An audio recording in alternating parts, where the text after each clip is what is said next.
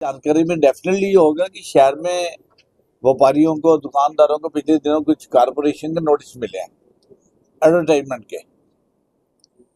और उसमें एक चिंता का विषय था कि जो अमाउंट है वो काफी बड़ा बड़ा भी है, अलग अलग दुकान का, अलग अलग साइज का। तो मैं, व्यापारी भाई आए थे, दर्शन जी मेरे साथ बैठे हुए हैं, सरप्रस्त हमारे बाजारों के प्रधान है, अनिल मदान जी हैं, मोहित भाई है, लिखा जी हैं, सभी यहाँ पे हैं और बाकी बराना जी भी हैं, सब साथी आए हुए हैं, पहले मिलने भी आए थे। तो पूरे विषय की जानकारी उन्होंने दी थी मुझे। तो हमें भी हैरानगी हुई क्योंकि जानकारी का अभाव था। जो जितने भी व्यापारी भाई हैं उनको इस बात की जानकारी नहीं थी कि जो बोर्ड उन्होंने दुकानों पर लगा रखे हैं इसके किसी तरह के कोई पेमेंट भी निगम को करनी पड़ती है, क्योंकि निगम ने भी पहले कभी इस तरह के नोटिस नहीं दिए थे। तो जानकारी के अभाव में आला पे सडन इतने बड़े बड़े बिल आने तो चिंता का विषय था। तो मैं आज कमिश्नर साहब से मिला था, कोमल बिटिया भी थी, हम लोग कमिश्नर साहब से 2 मीटिंगें कर चुके हैं और पूरी जानकारी ली है उनसे हमने। और कानून के अंतर्गत ही ये जो बनाए गए बिल है ये हम मानते हैं, लेकिन इसकी जानकारी नहीं थी व्यापारी को, हमें भी नहीं थी। तो चिंता का विषय है। तो इसके लिए कल मैं माननीय मुख्यमंत्री जी को, नायब सिंह सैनी जी को मिलूंगा और उनसे पूरा मैंने बिल ले लिए यहाँ की कुछ। और हमारा प्रयास ये है कि जो हो गया अनजाने में उसको माफी दी जाए। अनजाने में हुआ है, किसी दुकानदार को नहीं पता था। और आगे से कानून के अंतर्गत जो भी सिस्टम है, कानून जो कहता है कि किस तरह के बैनर लगाए जा सकते हैं, किस तरह के नहीं लगाए जा सकते, अगर कंपनियों के लगाने उसके चार्जेस होते हैं, कंपनी चार्जेस देंगी। लेकिन एक प्रार्थना मुख्यमंत्री जी से मैं करूंगा डेफिनेटली कि जो दुकानदार अपने भाई अपनी दुकान का नाम लिख के, मान लीजिए किसी दुकान का नाम ABC नाम है उसकी दुकान का, अपनी दुकान का नाम लगा के रखता है और उस दुकान पे क्या सौदा पत्ता वो बेचता है, अगर ये लिखा हुआ है तो इसके कोई चार्जेस नहीं होने चाहिए। मेरा मत ये है, बाकी नियम तो क्या बोलेंगे उसका देख लेंगे। लेकिन हमारा प्रयास, 2 प्रयास है कि एक तो पिछले बिलों की माफी की जाए और दूसरा आगे से दुकानदार अपना बोर्ड तो लगाने की उसको इजाजत हो, विद द डिटेल क्या काम करता है वो। और अगर वो ब्रांड का किसी का लगाएगा तो निगम की जो भी प्रोसीजर है उसकी व्यापारी पेमेंट करेगा। इसके लिए मैं आपको धन्यवाद करता हूँ कि आपने आप सब आए हैं, क्योंकि बहुत बड़ा विषय पानीपत जो शहर है ये व्यापारियों का, उद्योगपतियों का, मैं तो कहूँगा काम करने कारीगरों वालों का भी है। सब अफेक्टेड होते हैं। जब ऐसी कोई सूचना आगे भी गिरती है तो चिंता का विषय बन जाती है। मैं दुकानदार भाइयों को ये यकीन दिलाता हूँ, यकीन करिए, आपने हमेशा हमारा साथ दिया, अपने व्यापार बड़े ढंग से किया, बड़ी ईमानदारी से किया है और हम हमेशा आपके साथ हैं। आपकी समस्या हमारी समस्या है, इसका हल करके आएंगे। आप चिंता मत करिएगा, किसी की दुकान को कोई नुकसान नहीं होगा, किसी की दुकान को सील नहीं होने जा रही है किसी भी तरह की। और इसका विषय जो मुख्यमंत्री जब इससे बात करेंगे हम तो अच्छा नतीजा निकाल के लाएंगे। नोटिस मिले हैं 2 लाख करोड़ के दुकानदारों को। अमाउंट तो मुझे मालूम नहीं है कितने करोड़ के है, लेकिन जो भी है, मैं पहले भी बोला कि अनजाने में एक दुकानदार अपने बोर्ड लगा रहा है, कानून नहीं पता था।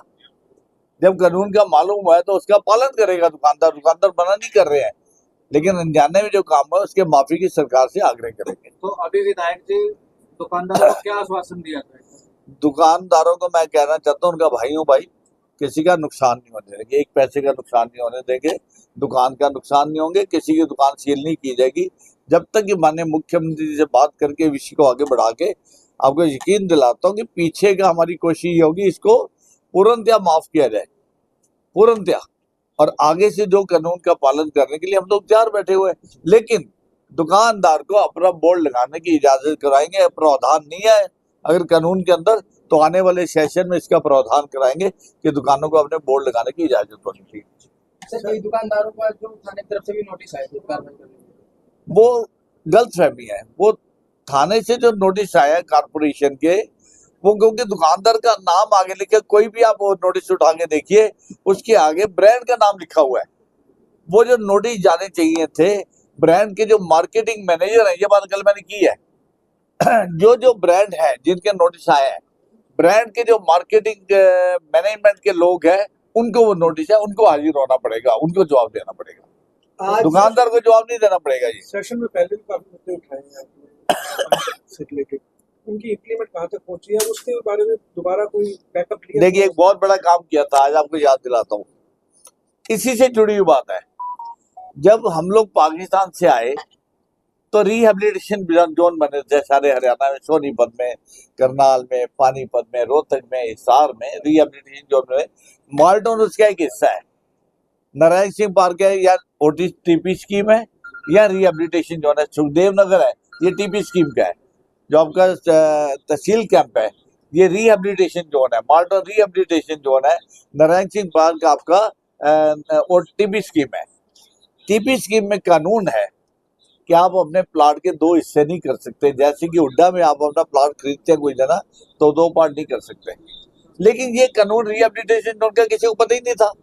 सभी लोगों ने, बच्चे बड़े हुए, 2 बच्चे थे, 200 गज का प्लाट था, 100 गज करके बच्चों को दे दिया, रजिस्ट्रियां भी होगी। लेकिन कानून ये नहीं कहता था।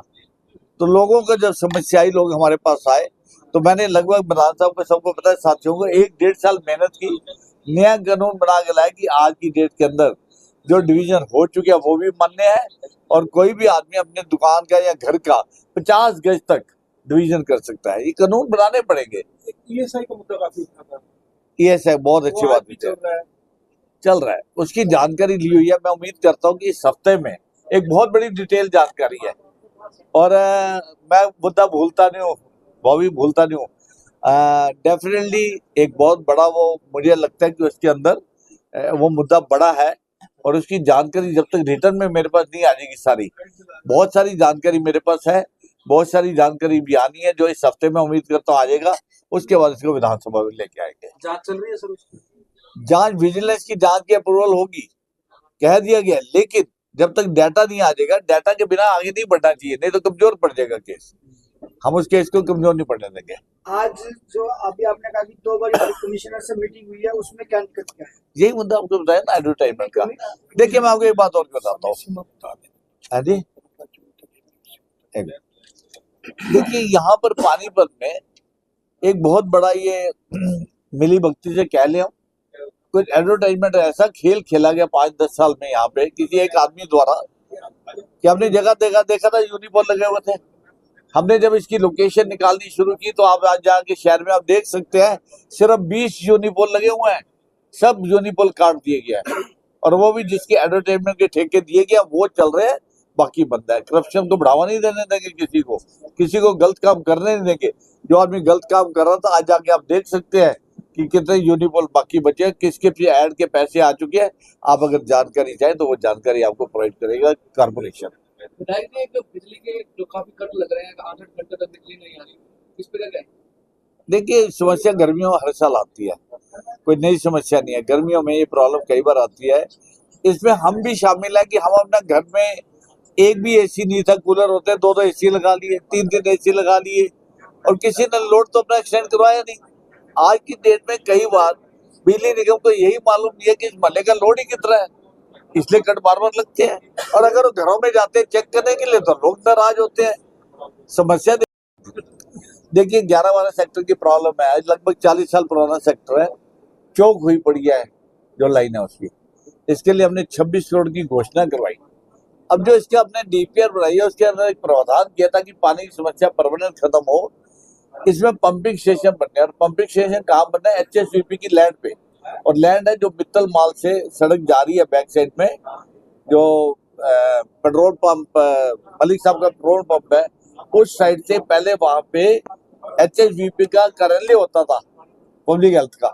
उसके अंदर हमने उनसे 1000 गज जगह मांगी है, प्रोसीजर फाइल चल रही है, उस पर काम कर रहे हैं। इसी से रिलेटेड एक और है, वाईएपी पे इसी में यमुना एक्शन प्लान में एचआईसीडीसी का ऑफिस है, चौटाला रोड में पहले था, वहाँ पे बड़े-बड़े गड्ढे हुए पड़े हैं, क्योंकि एक सीवर लाइन बहुत बड़ी थी, वो क्रैक हो गई। उसके बाद आज भी वो गड्ढे वैसे के वैसे हैं, और बरसातों का सीजन आने वाला है, वहाँ पर पानी इकट्ठा होगा और हादसे नहीं, लगातार इस पे डीसी साहब भी इन्वॉल्व है, पब्लिक हेल्थ भी इन्वॉल्व है, सब लोगों की जानकारी में है।